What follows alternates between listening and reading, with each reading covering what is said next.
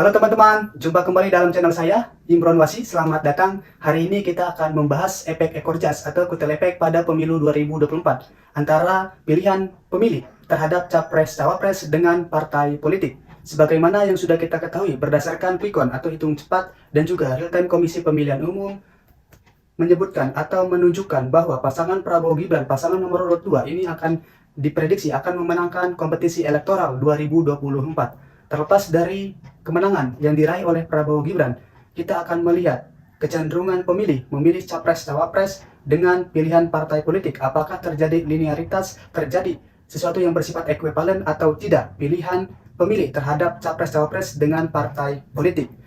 Teman-teman mungkin mengenal bahwa sosok figur Prabowo Subianto merupakan pendiri dan ketua umum Partai Gerindra yang hari ini maju dalam pentas politik di Indonesia sebagai calon presiden yang juga didampingi oleh putra sulung Presiden Joko Widodo, yaitu Gibran Rakabuming Raka, teman-teman. Seharusnya Partai Gerindra memiliki efek ekor jas yang lebih dominan dibandingkan partai-partai politik lainnya. Kenapa? Karena Partai Gerindra ini sudah mengusung kadernya, anggotanya, bahkan ketua umumnya hari ini Prabowo Subianto maju menjadi calon presiden.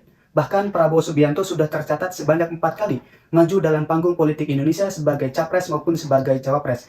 Namun pada pemilu 2024, Prabowo Subianto diprediksi akan melenggang ke istana dengan terpilihnya Prabowo Gibran pada Pilpres 2024. Namun demikian, dalam konteks efek ekor jas, tampaknya Partai Gerindra tidak memperoleh raihan yang sangat signifikan, teman-teman, dibandingkan pemilu sebelumnya, terutama pada pemilu 2019 yang lalu. Kenapa Partai Gerindra tidak memperoleh efek ekor jas yang dominan? Saya melihat bahwa tampaknya ada migrasi pemilih yang sebelumnya menentukan pilihan terhadap Prabowo Subianto ini bermigrasi kepada Anies Rashid Baswedan yang juga menjadi kompetitor politiknya yang hari ini berpasangan dengan Muhaimin Iskandar, teman-teman.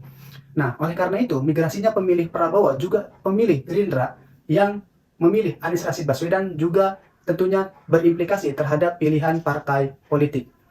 Realitas politik berbicara lain, bahwa partai pengusung pendukung pasangan Prabowo Gibran memang hari ini memperoleh efek ekor jas yang dominan, yaitu 45-48% untuk koalisi Prabowo Gibran, teman-teman. Kalau kita melihat misalnya, memang secara teoretik, biasanya calon presiden maupun calon wakil presiden yang berasal dari partai tertentu biasanya akan memperoleh efek ekor jas yang lebih dominan, maupun partai politik yang terasosiasi terhadap figur capres atau cawapresnya, teman-teman. Namun dalam konteks ini memang tampaknya Partai Gerindra tidak memperoleh suara yang sangat signifikan terhadap pencalonan Prabowo Subianto. Ini menjadi pertanyaan besar tentunya, meskipun mengalami kenaikan dari pemilu 2019 yang lalu.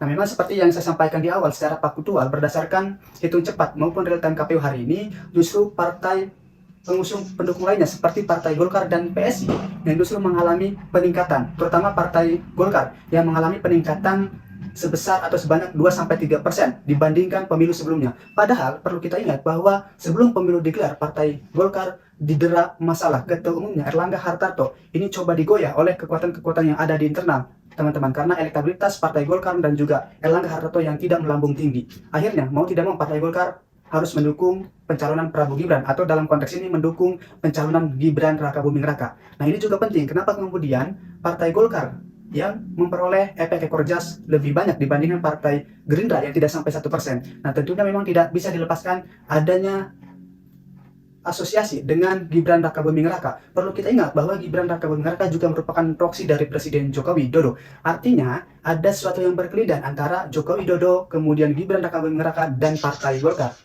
Selain itu, tentunya efek ekor jas yang diraih oleh Partai Golkar juga disebabkan karena loyalitas yang dimiliki oleh caleg-caleg mereka.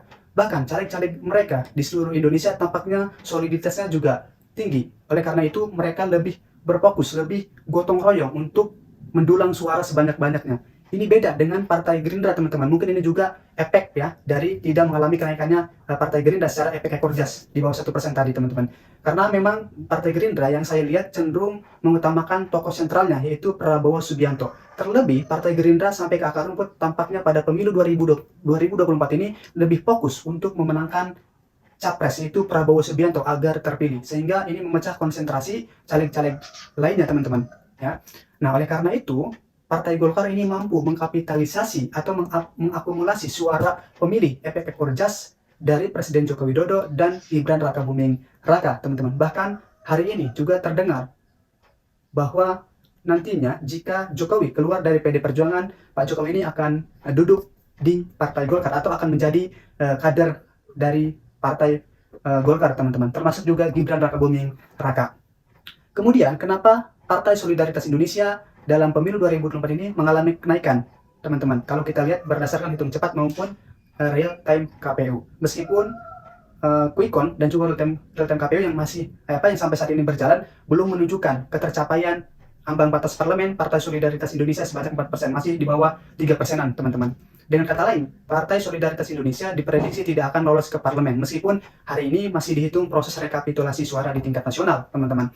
Nah, kemudian kenaikan suara yang diperoleh oleh Partai Solidaritas Indonesia disebabkan karena pertama, di sana ada putra bungsu Joko Widodo, yaitu Kaisang Pangarep yang menjadi kader dan juga ketua umum Partai Solidaritas Indonesia. Kedua, Partai Solidaritas Indonesia beberapa bulan terakhir sebelum pemilu 2024 berlangsung, bahkan ketika 2019 yang lalu juga tampak kecenderungannya terasosiasi dengan Presiden Joko Widodo. Artinya memang ada sesuatu yang tampak memiliki relasi politik antara PSI dengan Jokowi. Ada terasosiasi PSI dengan Jokowi, bahwa PSI itu Jokowi adalah PSI. Tapi tampaknya itu tidak terlalu berhasil, teman-teman. Meskipun PSI mengalami kenaikan suara, teman-teman. Di sisi yang lain, saya juga melihat kenapa ini tidak mencapai ambang batas parlemen PSI, karena memang tampaknya PSI masih memiliki segmentasi pemilih di perkotaan. Meskipun mereka mendeklarasikan sebagai partai anak muda. Padahal anak muda itu juga tidak hanya tinggal di kota, tapi juga banyak, teman-teman, segmentasi pemuda di akar rumput, di pedesaan, teman-teman, itu juga sangat banyak. Oleh karena itu, itulah yang kemudian saya rasa PSI kenapa tidak mencapai ambang batas parlemen itu sebanyak 4%, karena sekadar fokus di wilayah-wilayah perkotaan semata, teman-teman. Nah, kemudian meskipun PSI mengalami peningkatan, tapi tidak lolos ambang batas parlemen, meskipun sampai hari ini masih proses perhitungan. Yang berikutnya adalah justru pemilih Jokowi yang memilih Jokowi pada pemilu 2019 ataupun yang memilih Prabowo Gibran pada pemilu 2024 cenderung memilih partainya, pilihannya jatuh kepada Partai Demokrasi Indonesia Perjuangan. Inilah yang kemudian menjawab kenapa PD Perjuangan di satu sisi kandidat atau kadernya yang diusung maju sebagai capres ini kalah berdasarkan quick count dan real time KPU, sementara ini tetap bertahan akan menjuarai pemilihan legislatif, teman-teman. Karena memang ada efek korjas yang sama dari Presiden Joko Widodo terhadap PD Perjuangan. Meskipun sampai hari ini di ruang publik kita tidak tahu apakah Pak Jokowi masih menjadi kader PD Perjuangan atau sudah keluar dari PD Perjuangan. Karena kalau kita lihat memang hubungan antara Bu Megawati, PD Perjuangan, dan Pak Jokowi juga mengalami kerenggangan.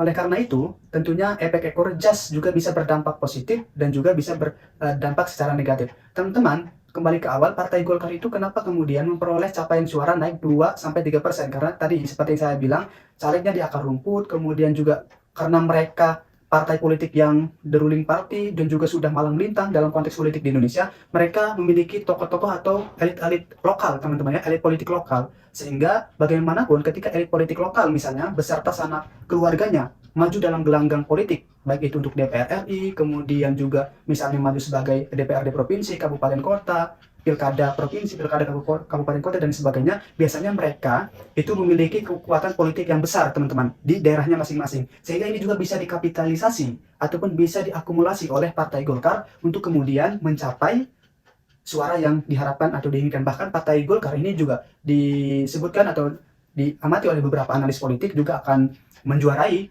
parlemen, begitu, teman-teman. Nah, nanti kita lihat berdasarkan sebaran pemilih dan juga rekapitulasi suara secara nasional, teman-teman. Nah, tentunya memang Partai Golkar menjadi salah satu partai yang menerima efek ekor jas paling dominan dalam konteks partai pengusung dan pendukung Prabowo Gibran. Bagaimana dengan Pan Demokrat? Saya lihat memang cenderung stagnan ya, kalau kita lihat raihan suara yang diperoleh Partai Demokrat dan Partai Amanat Nasional, teman-teman. Tapi secara personal branding, Partai Amanat Nasional juga cukup berhasil, karena tadi ya mengendorsement para artis, aktor, dan lain sebagainya, teman-teman.